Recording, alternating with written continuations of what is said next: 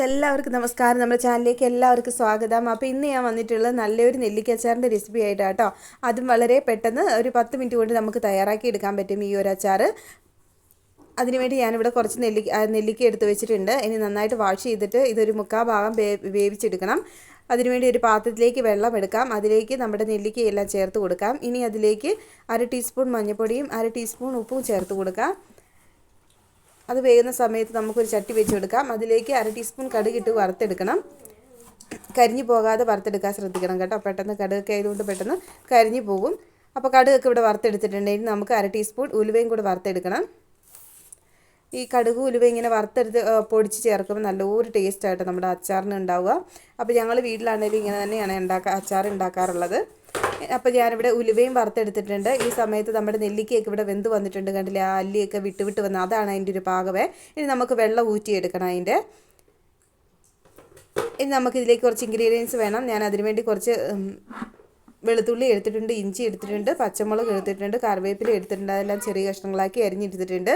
ഇനി വെളുത്തുള്ളി വേണമെങ്കിൽ ഒന്ന് ചതച്ചെടുക്കാം, അത് ഓപ്ഷണലാണ്. ഇനി നമ്മൾ എടുത്ത് വെച്ചേക്കുന്ന കടുകും നമ്മുടെ ഉലുവയില്ലേ, അത് നമുക്കൊന്ന് നന്നായിട്ടൊന്ന് പൊടിച്ചെടുക്കണം. മിക്സിയിലിട്ടല്ല, ചെറുതായി തരിതരിപ്പോടെ പൊടിച്ചെടുക്കണം.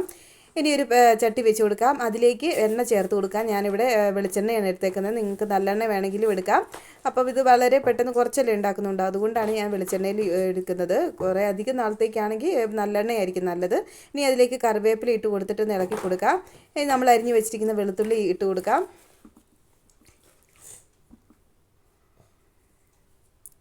ഇനി ഇഞ്ചി കൂടി ചേർത്ത് കൊടുക്കാം. എന്നിട്ട് ഒന്ന് മൂത്ത് വരണം.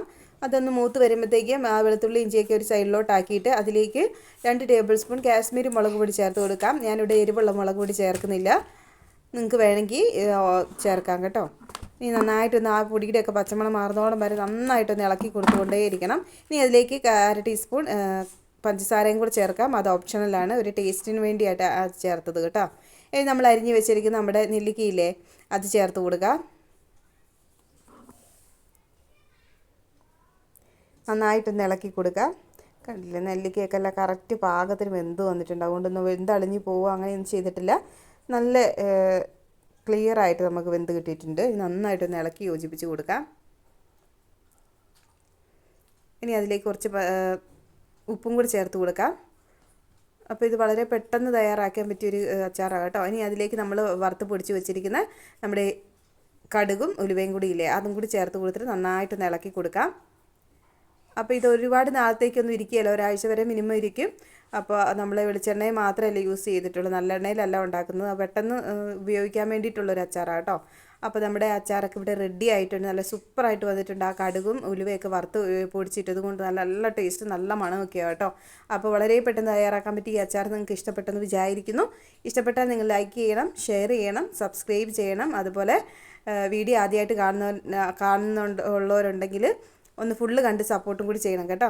അപ്പോൾ അടുത്ത നല്ലൊരു വീഡിയോ ആയിട്ട് വരുന്നോടം വരെ thank you for watching. Bye bye.